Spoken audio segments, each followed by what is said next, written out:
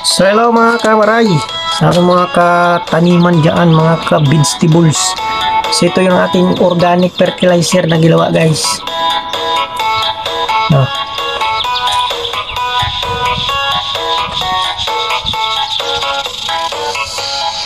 Alam nyo ba kung saan galing to guys?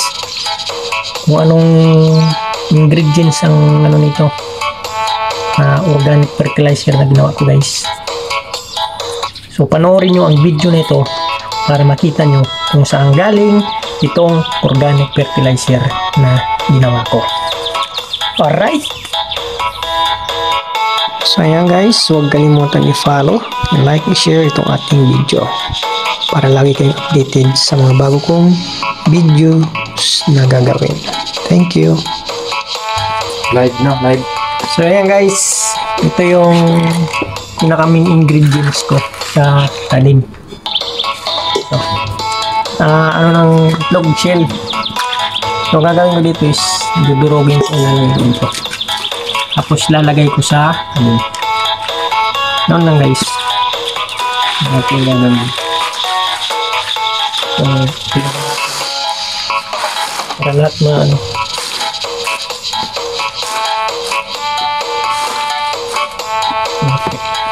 Ang lagayan lang. Hindi ko lihat yan.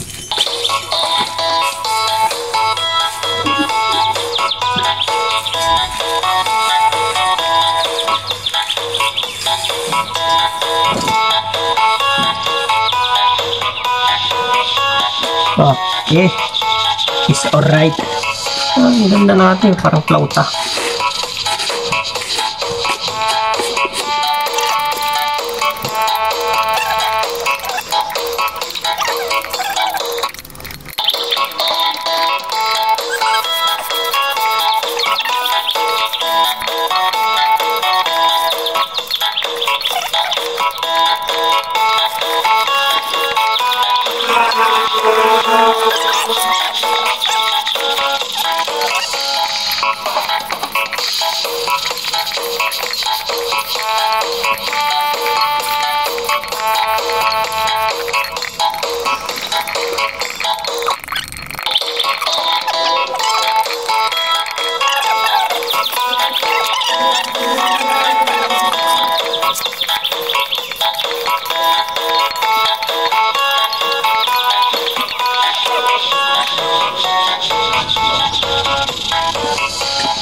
Ito na.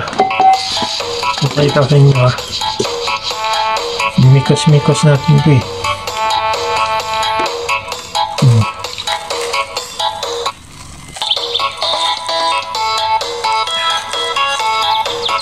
Diba? Pinakgal ko guys para sa ilalim yung ginadurog. Durog pa natin no. Ayan no. Fertilizer na yan guys. Pampataba, pamparami ng sanga, pampahilti, pampaganda ng bunga. So lahat nandito na po sa shell na to. So gagawin natin pong fertilizer. So nakita nyo naman yung halaman ko doon sa likod.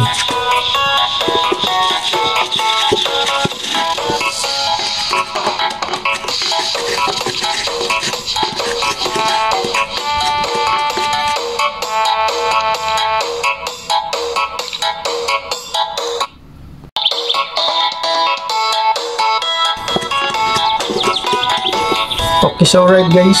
Okay, so alright. Yan. Yan. So, para sa mga panibagong video about sa aking tanim guys. So, i-follow nyo lang yung aking mga videos para next time na mag-upload ako, makita nyo yung improvement ng tanim gamit tong fertilizer na ginawa ko. Okay? Bye-bye!